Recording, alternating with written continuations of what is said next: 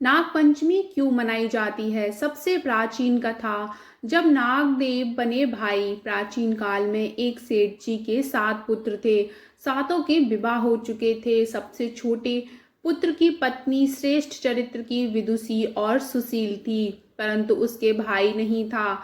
एक दिन बड़ी बहू के घर लीपने को पीली मिट्टी लाने के लिए सभी बहुओं को साथ चलने को कहा, तो सभी डलिया और खुरपी लेकर मिट्टी खोदने लगी।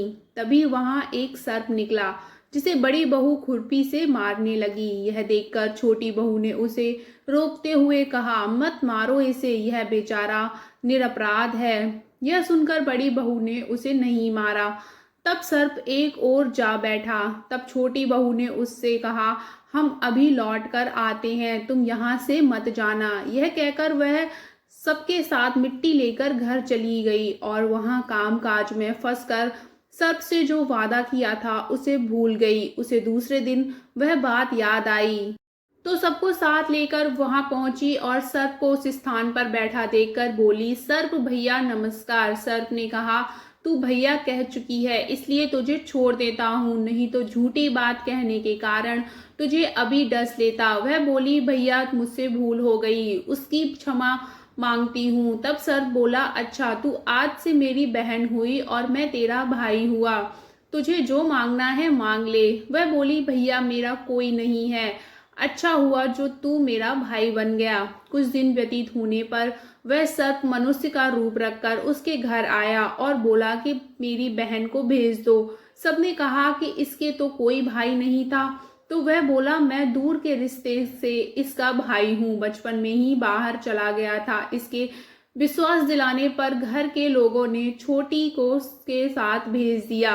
उसने मार्ग में बताया कि मैं वही सर्प हूँ, इसलिए तू डरना नहीं और जहाँ चलने में कठिनाई हो वहाँ मेरी पूंछ पकड़ लेना। उसके कहे अनुसार ही वह करती रही और इस प्रकार वह उसके घर पहुंच गई। वहां के धन ऐश्वर्य को देखकर वह चकित हो गई। सर्प ने छोटी बहू को हीरा मणियों का एक अद्भुत हार दिया।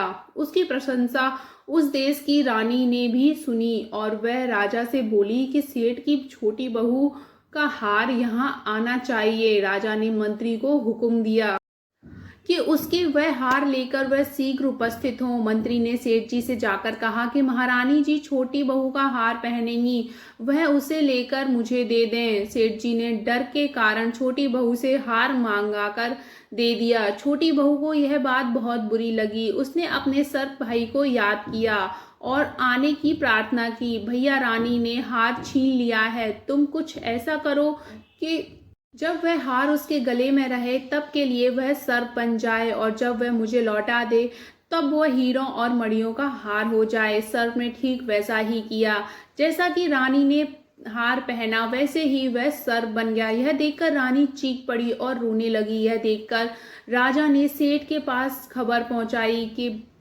सेठ जी डर गए कि राजा ना जाने क्या करेगा। वे स्वयं छोटी बहू के साथ लेकर उपस्थित हुए। राजा ने छोटी बहू से पूछा, तूने क्या जादू किया है, मैं तुझे दंड दूंगा। छोटी बहू बोली, राजन भ्रष्टा क्षमा कीजिए, यह हार ही ऐसा है कि मेरे गले में ही हीरे का रहता है और दूसरे के गले में सर्प बन जाता है। यह सुनकर राजा ने वह सर्प बना हार उसे देकर कहा, अभी पहनकर दिखाओ। छोटी बहू ने जैसे ही उसे पहना वैसे ही हीरे और मणियों का हो गया। यह देखकर राजा को उसकी बात का विश्वास हो गया और उससे प्रसन्न होकर उसे बहुत सी मुद्राएं भी पुरस्कार में दी। छोटी बहू जब अपने घर हार और हीरे लेकर वापस आ गई, उसके धन को देखकर बड़ी बहू ने ईर्ष्या के कारण उसके पति को सिखाया कि छोटी बहू के पास कहीं से धन आया है। यह सुनकर उसके पति ने अपनी पत्नी को बुलाकर ठीक ठीक बात की, यह धन तुझे कौन देता है। तब वह सर्प को याद करने लगी। तब उसी समय सर्प ने प्रकट होकर कहा, यदि मेरी धर्म के बहन के आचरण पर संदेह प्रकट करेगा तो मैं उसे खा लूंगा। यह सुनकर छोटी बहू का पति बहुत खुश हुआ और उसने सर्प देवता का बड़ा सत्कार किया। उसी दिन से नागपंचमी का त्योहार मनाया जाता है और स्त्रियां सर्प को अपना भाई मानकर उसकी पूजा करती हैं। वीडियो अच्छी लगे तो चैनल को सब्सक्राइब जरूर कर लें।